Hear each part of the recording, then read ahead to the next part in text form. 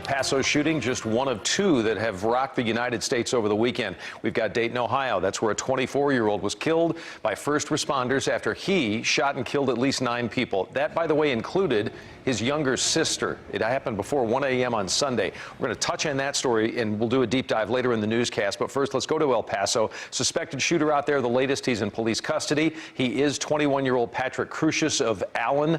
We have found out he's charged with capital murder, of course, being held without bond as we share the story today. His grandparents, who he last lived with, say that they are simply devastated by what has occurred.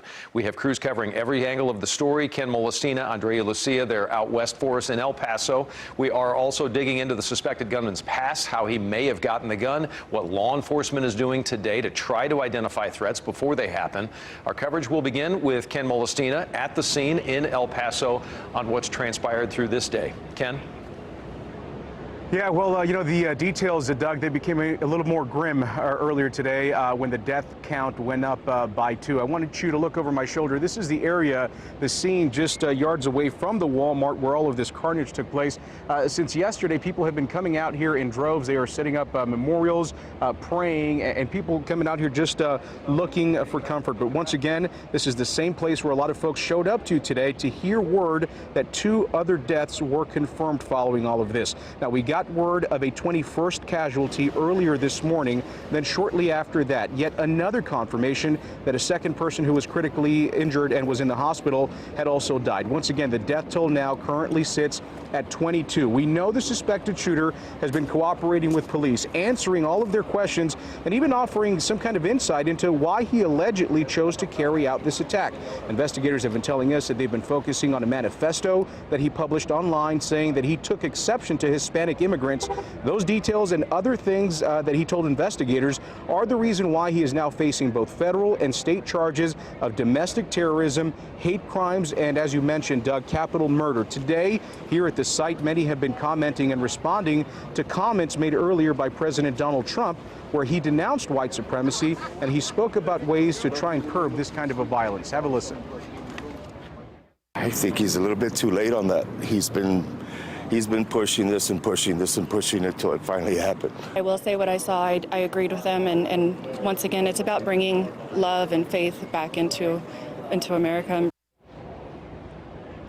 So once again, mixed opinions out here from folks that we are speaking to in El Paso. I can tell you that this scene, Doug, it remains blocked off to the public, but this small area that we are standing in front of, this is about as close as folks can get to the scene. This is where we are all congregating, where people continue to pour in to, again, pray, to pay vigil to all of these lives that were lost. Now, coming up at 5 o'clock, you're going to hear more reaction from El Pasoans. This time, they're hearing news that President Donald Trump is, in fact, planning a trip here later on this week. They have a lot to say about that, and we're going to share it with you at 5 o'clock, Doug. For now, we are live in El Paso. Ken Molestina, CBS 11 News. Ken, thank you very much for taking us there. And, you know, with all these stories come these moments. Amid all the horrible news, we also see heartfelt moments along the way, and this is one that we wanted to share with you today. This is a guy who has built these crosses for victims of tragedies in El Paso and so many other places. He has basically made it his business to do this.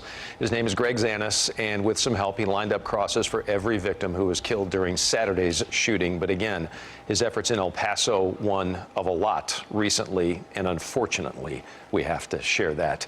We only know the names of a few right now of the 22 who died in El Paso today. We are hearing more stories from those who tried to help them, though. Andrea Lucia continues our team coverage out west, speaking to a man I understand who jumped in without hesitation, it sounds like. That's right, Doug. There was a girls' soccer team holding a fundraiser right at the entrance of the Walmart. Jimmy Villatoro is a coach for an affiliated team who says he raced out here to the scene after getting a call from one of the moms here saying they were trying to escape an active shooter. It was crazy. There was bodies, people running out of the store. There was deceased bodies on the floor. It was horrendous. It's just something you wouldn't want to see. Villatoro says he arrived before law enforcement swept in. He told us he found 4 of the young players. These are 10-year-old girls who had ducked behind a car in the parking lot hiding from the shooter. He says he was able to get them out. He also found several of the coaches who were with them lying on the ground in front of the store with gunshot wounds he says they suffered trying to shield the young players. The coaches, you said, jumped in front? Yes, 3 other coaches. They jumped in front, and then they took most of the. They're the ones that are in critical condition right now because of what they did, the heroism they showed by sacrificing their lives just so the kids can get out. Villatoro says all of the kids survived and that despite some serious injuries, all of the coaches have survived as well. He says after helping his team, he used flatbed grocery carts he says he could still see in the parking lot this morning to help get other wounded victims out. And he praised paramedics who he said likewise rushed in to help wounded victims without knowing where the shooter was. Reporting live in El Paso, Andrea Lucia, CBS 11 News.